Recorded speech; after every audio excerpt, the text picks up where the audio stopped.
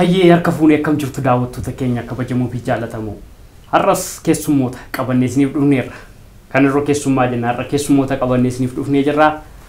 Keessummoonni keenya har'as eenyu laata? Gamanumaan gara isaaniittis ni dabarsaa hanga xumura qophii keenyaatti nu waliin turan affeerraa keenya.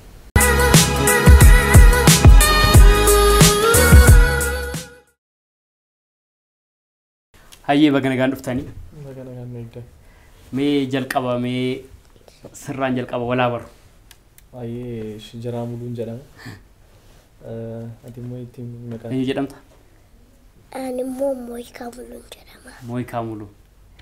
Mee jarraa wal baruun egaa achumaas jalqabna.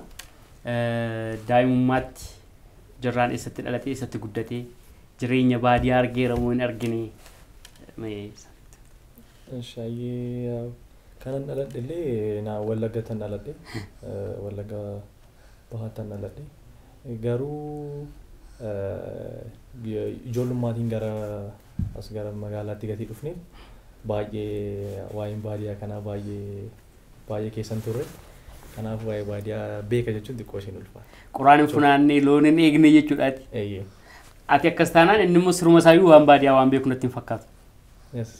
Waan baay'een beeku baay'ee yoo akkasumatti kan miidiyaa irratti faayoon argu kanarraan kanaaf waa'ee baadiyyaa baay'een beekuunis. Hayyee amma fakkeenyaaf asumaan iyyuu gaaffii biraatti utuu hin darbiin asitti dhalatee guddate jechuu dandeenya. Asitti dhalatee erga guddatee afaan Oromoo hin danda'a. Afaan Oromoo hin danda'a. Finfinnee keessatti immoo qaama erga dhiyoo asidha malee afaan Oromoo irratti xiqqoo anis atis isuma beeknudha. Warrumti beekan illee hin beeknu jechaa turanii garuu namumti immoo baadiyyaadhaa as galee afaan Oromoo irraan fadheera jedhus jira nu mudatee beeka. Siinis mudachuu danda'a. Akka midhamee ijoollee Finfinnee keessatti guddisuun amma obboleessa kee kan akkattiin afaan Oromoo haasaa waan baay'ee hojjetanitti sin argina. Mee ijoollee Finfinnee keessatti ijoolleen gaafa afaan Oromoo akkatti baranii guddatan dhiibbaan qabu yeroo isin jedhu ollaan sabni biraan jiraachuu danda'a. Kana irratti mee maal jetta? Baay'ee dhuguma dubbachuuf taanaan naannoo nuti jiraannu keessatti almost percentaan 90 ol dubbii aan dubbatu Amaariffaan haasa'a. Kanarraan afaan Oromoo ijoollee barsiisuu jechuun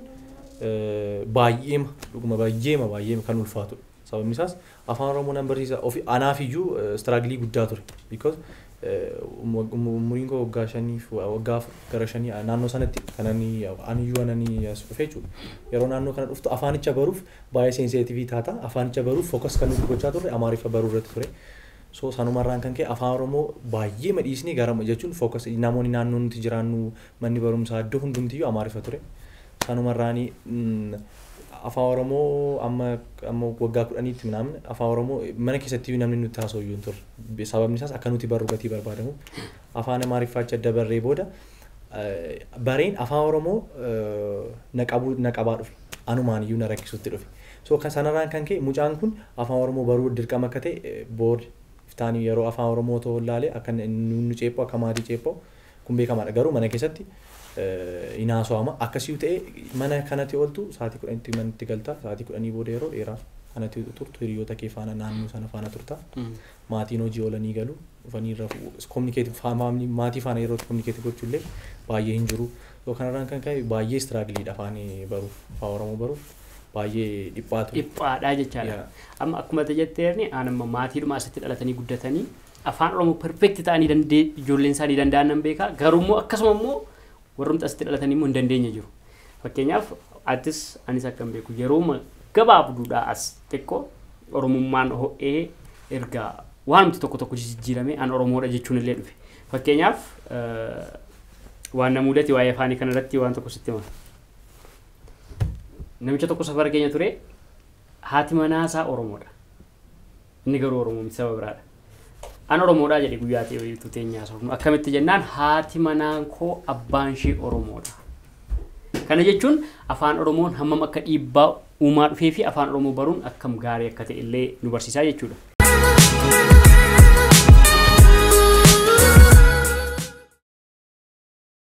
Mee gara gaaffii gosa ijoottan sinii darba. Mee jirraan akkam sadarkaa barnootaa maalirra jira? sadarkaa barnootaatiin ammumaaf yaa'u high school kutaa 12 barana 12 fudhadha. sadarkaa barnootaa iskuulii. Hayyee ulfaadhu innoo atoo kutaa meeqa barachaa jirta? Kutaa lama. Kutaa lama. Waggaan kee meeqa garuu? Keejituudha. 5. 5 keejiturra jirtaa jechaadha. Mee atamma gara gaaffii kootti darbaa. Gaaffiin isa gaafadhu sumatu deebisuu illee danda'a rakkoon qabu. TikTok irratti namoota dhiibbaa uumaa dhufa jiran keessaa tokkodha. Jechuun tartee masana keessa jirtu jechuudha. Mee TikTokii kana irratti gaafa hojjettan yeroon siin jedhu afaan Oromoodhaan amma baay'ee bal'achaa jira. TikTok irratti wantoonni nama bohaarsan dhufaa jiru. Ijoolleen keenya illee baay'ee jajjabaachaa jiru. Afaan lamaniin kan hojjetan jiru.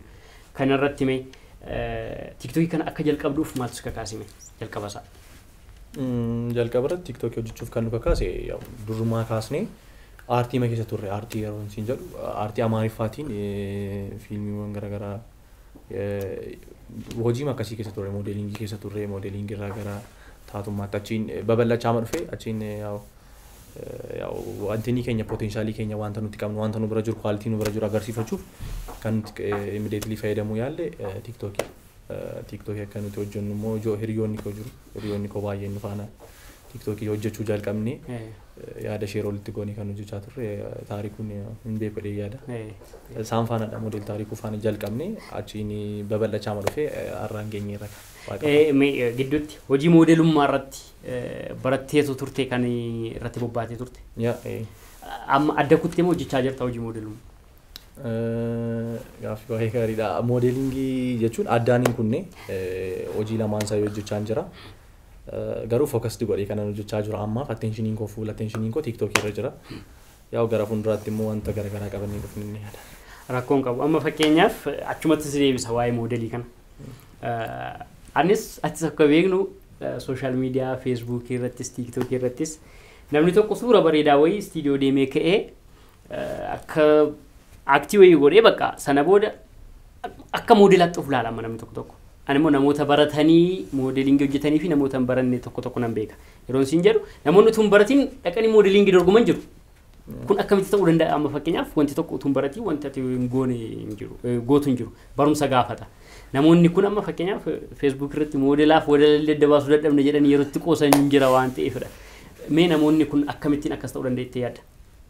Yoo namoonni tokko baay'ee naannoo makeenya irraati fakkeenyaaf yerootii qaamni kee dheeraa yookaan waanuma tokko sirratti arganii yookaan yerootii waa tokko react gootu sirratti arganii itoo moodela taatee naamni yeroo isaan siin jedhan itoon ta'ee hojjettee namoonni baay'een akkasitti kanarraan kan keenyatti fakkaata baay'ee namoonni baay'een isaanii ani moodeladha namoonni baay'ee yerootti suura baay'ee gaarii kaatu koomentii irratti ati moodeladha naamni suurri kee baay'ee bareeda. Miti hooti jetteeni maaf hin taatu naamni jechuun akkasiin fiidibaakiin akkasii gatii jiruuf sanarraa ka'aniitudha baay'ee isaanii namoonni baay'een moodelii ofiin jedhan. Baay'een immoo namoonni baay'een isaanii immoo moodelingii kan baratanidha baay'een isaanii kanneen irratti hojjechaa jiran. Naa isaatiinis hin hojjennan. Tole gara achuma naannuma moodelingii sanatti deebisa. Moodelingiin akka an keenyaatti akka Oromootti akka mee amma yeroo dhiyoo as jajjabaachaa jira jedhee yaada. Isaan sana keessatti ati gaheen kee amma mee tattaafachaa jirta warroota atamma iddoo biraatti hojjetteetta yoo ta'e warroota reef dhufan jajjabeessuu irratti akkamitti? Baay'ee ammaa fi focus gochee kanan hojjechaa jiru TikTok irratti because more focus godhee kanan hojjechuu barbaadu taatummaa irratti so sanarraan kan ka'e focus goonee kanan hojjechaa jiru TikTokidha. Garuu gara fuulduraa irratti moodelingii irratti hojjechuun dirqamadha baay'ee garuu amma yeroo haala irra jiru kanarratti moodelingiin full attention isaa faashiniidha. So faashinii sana irratti immoo amma fakkeenyaaf yeroon kun yeroo faashiniiti yeroo faana deemuu qabda beektaa yerichi yeroo faashiniiti namni faashiniidhaan gammada sanarratti ilaaltee deemuu qabda. So namni amma fani wantoota kofalchiisoo bohaarsu wantoota akkasii gatii focus godhee gatii ati yerooti waan qumna gar hundumtuu serious jireenyi hundumtuu serious gatii ta'eeruuf ati uftee faashinii uffataa manaa yerooti jettuuni waan biraadha. Kanaafu amma uummata faana move gochuudhaaf dirqama wanta fanii irratti hojjechuuf focus goonee hojjechaa jira.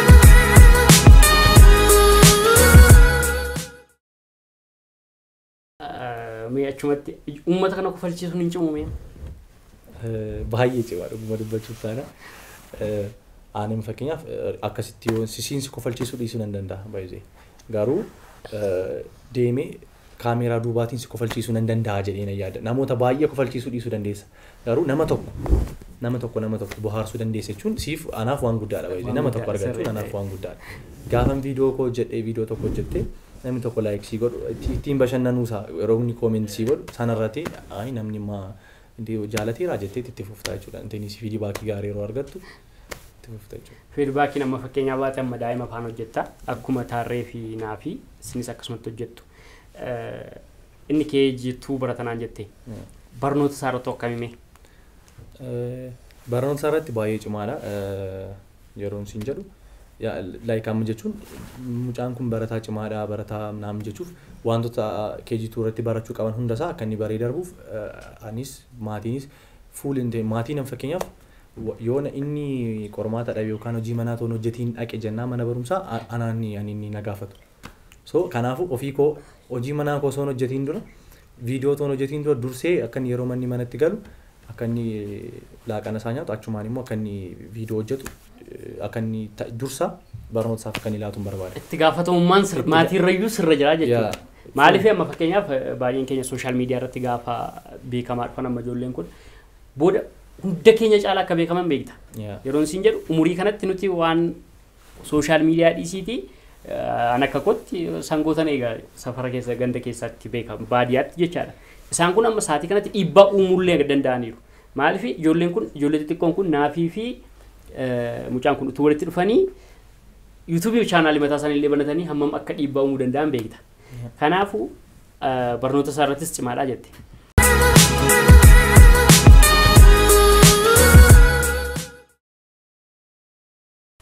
Mee gaaffiin utuun gaafatiin darbine hin qaba. Akkamitti kutaa 12 baradhanaan jette. Siinaa jaalallee qabdaa. Dhugaa dubbachuudhaaf ammaa fi like focus godhee waa'ee sanarratti baay'ee intinii attentionii kolaachaa hin jiru.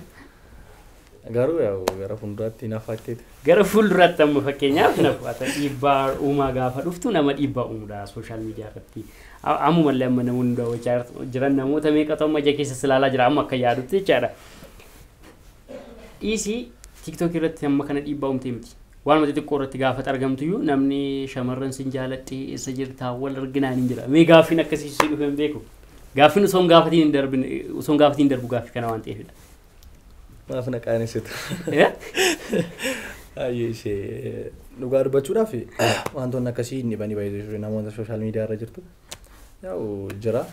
Garuu ammaaf jechuun wanta hojjechuun qabu gatii jiruuf like sana kennuuntiin sana gochuu hin danda'u. Attentioniin koo fuula nani yaadaa jiru ammaaf malee jechuudha. Wantoonni jiru. Hedduu galatoomi. Egaan daawwattoota keenya qophiin keenya ammas akkuma itti fufetti jira.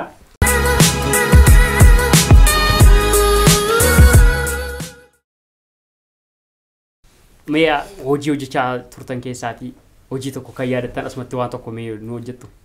Hin danda'a.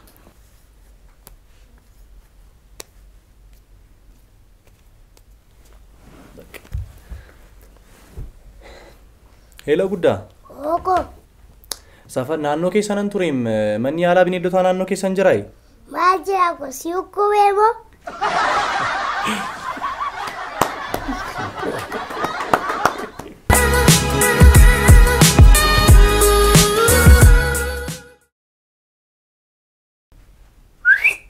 Ibu ambaa shaabii ashaan tachi lallaasaam digamii.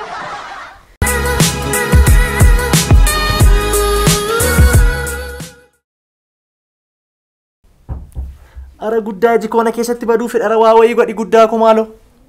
Baddu malee saayee jaayiqani.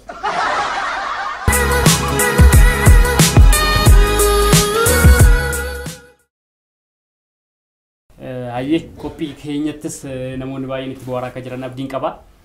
Mee gara gaaffii biraatti sii darbu. Akkuma silaa haasofne aartii kana keessatti aartii Oromoo keessatti gahee guddaa taphachaa jirtu. Baay'ee jijjiirama guddaa fidaa jirtu. Dhaloonni amma dhufaa jiru maal akka ta'e nu agarsiisaa jirtu. Nuti illee warri dibaabee miidiyaallee focus goonee kan hojjechaa jiru dhaloota amma lafaa dhufaa jiru kan irratti malee warra kaan miti. Dibaabee miidiyaan illee kan yeroo dhiyootti hundaa'e toora YouTube kanaan dhiibbaa guddaa uumaa jirudha. Isinis akkuma beektanii mee gama aartiitiin maaliin uummanni kun osoo si eegee maaliin dhufuu barbaadda? Maal yaadda? Akka yaadaatti dirqama osoo hin taane akka yaadaatti maal yaadda? Akka yaadaatti karaa gabaabaatiin siitkoomii garaagaraatiin focus goonee guddaa afaanaa fi taarikuu afaan hojiiwwan garaagaraa ulfaan hojjechuuf yoo waliin teenyee mari'achuu baanneyyuu ani gama kootiin yaadeera. Wal faana yoo hojjenne jijjiirama finnadhee yaada because tokkorra nama lamni wal gargaartee jirbii wal gargaartee arbeet akka jedhamu anaaf isaa yoo wal gargaarree wal faana hojjenne iddoo guddaa ga'uu dandeenya dhee yaada.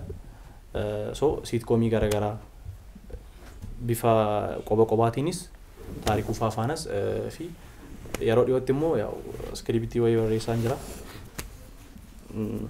Fiilmii guddaa of keessaa dhabeeyyuu fiilmii tokko yoo waaqayyo jedhee humni isaa soo jiraate ispoonsarri naannoo jiraate barreessee gara xumuraattidha. Fi fiilmiin barreeffamaa jiru tokko jira fiilmiin afaan Oromoo baay'ee dheeraadha televezyiiniif kan qophaa'edha. Baay'ee fiilmii ajaa'ibaa achirratti main kaastii naannadha. Already innis barreeffamee dhuma waggoota dheeraa waggoota 2-3 fudhachuu danda'a. Garuu gabaabaatiin siitkoomii garaagaraatiin akka YouTube irratti dhufaa jira. Isa dheeraatiin immoo iskiriiptii mataa koos barreesseera. Fiilmichis taarikuu faas manaamna kan hirmaachisudha. Namoota ijoollee baay'ee ijoollee Oromoo aartii keessatti jiran hin hirmaachisudha jedhee yaada. Wasiila kootu barreessee wal gargaarree barreessaa jirra. So innis gara xumuraattidha. Wantoota garaagaraatiin wanta baay'ee yaadaa jirra yoo waaqayyo nu gargaare. Yaa'u hir'ina ispoonsara waan akkasiitiin yoo duubatti hafne malee wantoota baay'ee yaadaa jirra. Nutis akka dibaabee miidiyaatti si waliin jirra sin gargaarra jenna. Mee garuu gaaffii tokko si gaafadha. Ispoonsara jettee turte. Dhaabbatni nuti qabnu dhaabbanni Oromoo ijoollee keenya deeggaraa jira akka yaaddutti mee. Fakkeenyaaf dhaabbata tokko dhaqxee waa tokkoon gaafatta na gargaaraa jetta. Rakkoo dhiyeessuu baajetatu hin jiru jedhu maalidha jedhu si mudatee beekaman akkasii mee? Nuti ammammaatti baay'ee jechuun ammammaatti kan hojjechaa jirru ofii keenya irratti dipeend taanedha. Faamilii irratti dipeend taanee toonni hojjechaa jirru. Yaa'u gara fuulduraatti dhaqnee yaa'u jechuun wanta nuti hojjennu qobaa humna nama tokkootiin qofaa waan hin danda'amneef gara fuulduraatti ispoonsara akka isaan gaafannu dhaabbileen garaagaraa gamanumaan akkasiin nu gargaartan abdii guddaa qabna. Wanta nuti hojjennuuf kaane humna keenyaan qofa yookaan immoo tinii keenyaan qofa haatummaa keenyaan qofa dandeettii keenyaan qofa wanta hojjetamuu danda'u miti. Irratti wanta dipeend ta'u waan baay'eetu maallaqa irratti faayinaansaalii koostii irratti waan baay'ee dipeend gati ta'uuf wanta gaarii hojjechuuf immoo koostii baay'eetu si barbaachisa. Nama kana guuttachuuf wanta si barbaachisu sana guuttachuuf ispoonsarri baay'ee barbaachisaadha. So dhaabbileen Oromoo asumarratti akkasiin ispoonsara nu gootan galmaan dhaabbileen Oromoo jirtan asumaan ijoollee keenya akka ispoonsar gootan isin jenna.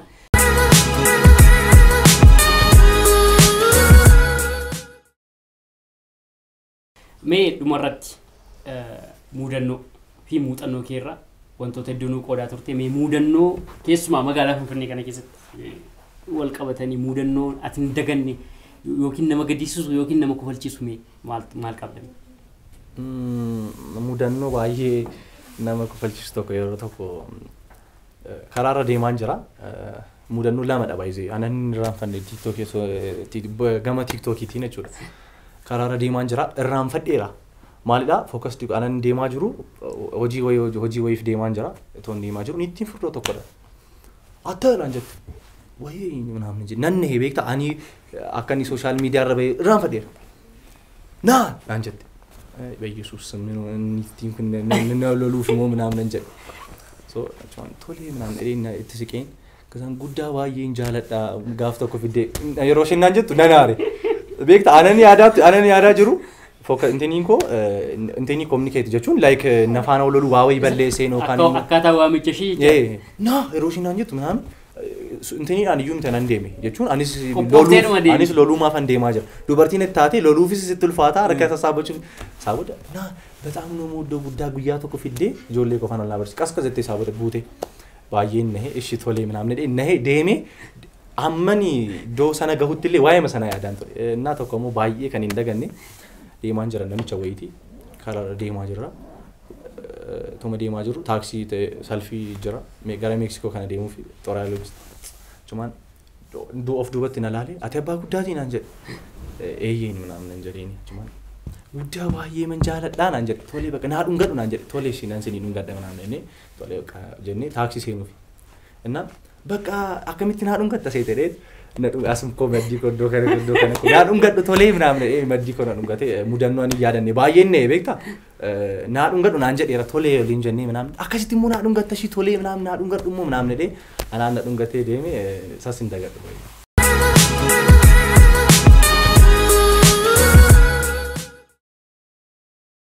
Garuu dhumarratti wanta amma sammuu keessa dhufe. Atis taarreenis daa'imoota faana ijoollee xiqqoo faana hojjettu. Wal namatti fakkaatanii beektanii? Baay'ee namoonni anaan taariikuu yeroo isaan naan jedhan jira. Isaatiin immoo yeroo isaan naaf ittiin jedhan jira. Takka immoo anaan na waamanii isaatiin immoo naaf yeroo isaan itti jedhan jira. Gaafan karaarra deemu hameerre naaf namni naan jedhu jira.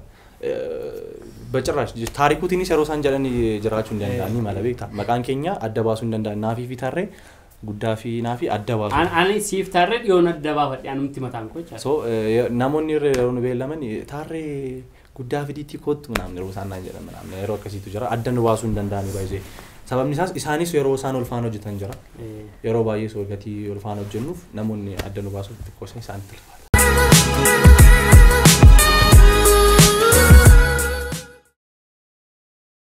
Gaaffii gosa dhuma TikTokii kana erga banattee erga TikTok irratti namni si bari waan fayyadamtee fi waan miidhamtee waan qabu qabda.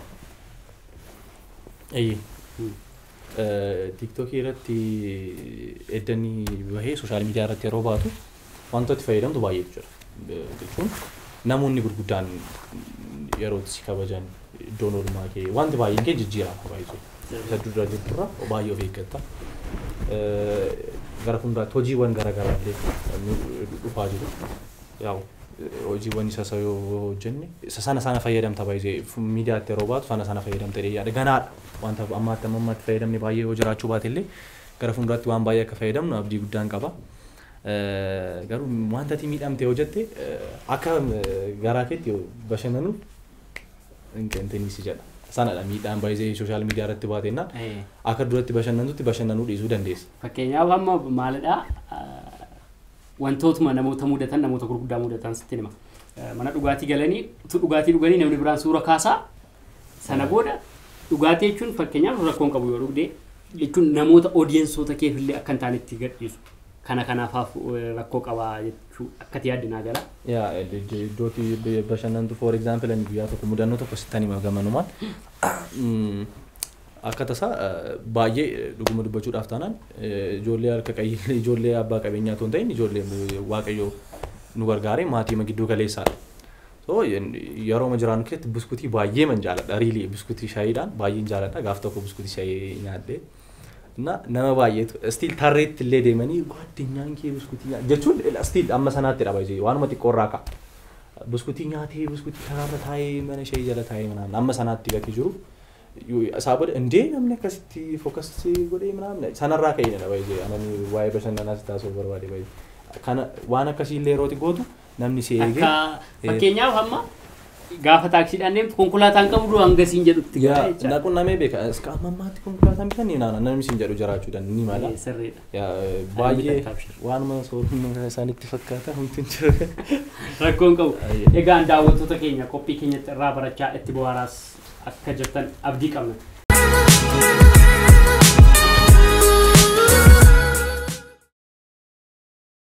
Mee xumura irratti namoota addatti galateeffattu yoo qabaatte addatti isa xaanstee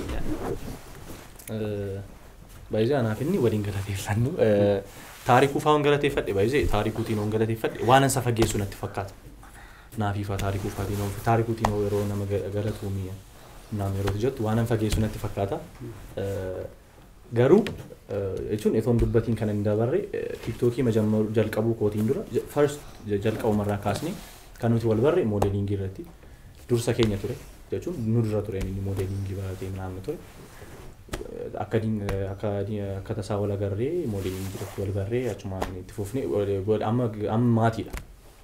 Amma maatiittidha. So maatii kee immoo fakkeenyaaf baay'een oolmaa baay'ee walii oolleerra.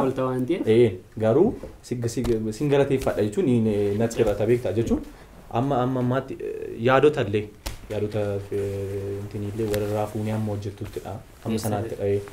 እና waan baay'ee kanaafuu jalqabarratti taarikuu እና maatii kiyya baay'ee galateeffachuun barbaada baay'ee jechuun namoonni baay'een accepting goone baay'ee jalqabaroon mucaa kana afaan hojjedhu akkamitti barnoota dhiisee waan akkasii manaamni jedhanii teenyee irratti mari'annee ijoo mucaa kana fuutee barnoota isaatti response fudhattee haala jireenya isaa hundumaa irratti response fudhattee hojjetta taanaan manaamni jedhanii naayyamu sanarraa ka'a baay'ee sanarraa ka'anii akka nama moderni tokkotti yaadanii sana si eeyyamuun waan guddaadha baay'ee mucaa tokko dabarsanii dhala isaanii tokko dabarsanii si kennuudha sanarraa adda miti baay'ee wanta sammuu isaa keessatti hojjettu hundumti responsibility si kennaniitu sanarraa kan ka'e faamiliis baay'ee galateeffachuun barbaadan aduukaa jiru maazariin kotooni viidiyoo ko poostiin godhin dura tollaaliin poostiin godhan godhi si'a 20 si'a 30 teesseettiin ofiishee edda bohaartee godhadha nuti poostii godhu sunimtiyyuu fiidibaakii ishee viidiyoo hojjettee yeroo si ilaaltee isheen wajjin bohaarteette namni biraas waan ittiin bohaarree hin qabu jedhee yaada hojii ooltee dhufti yeroo sana ittiin bohaarte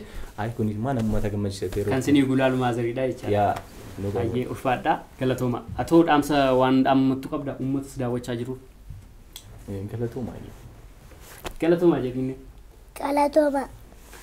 Egaan daawwattoota keenya qophii nuti ijoollee tiiktokeroota Oromoo qaxaleewwan kana waliin qabanne kan hanga ammaa ture. Egaan qophii biraan hanga walitti deebinutti nagaan nu tura.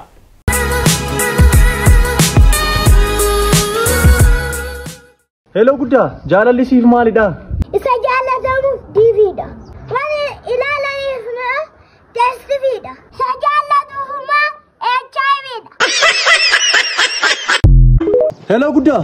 Afoo faara. Gaafa ayyaana namni eessa dhaqaa?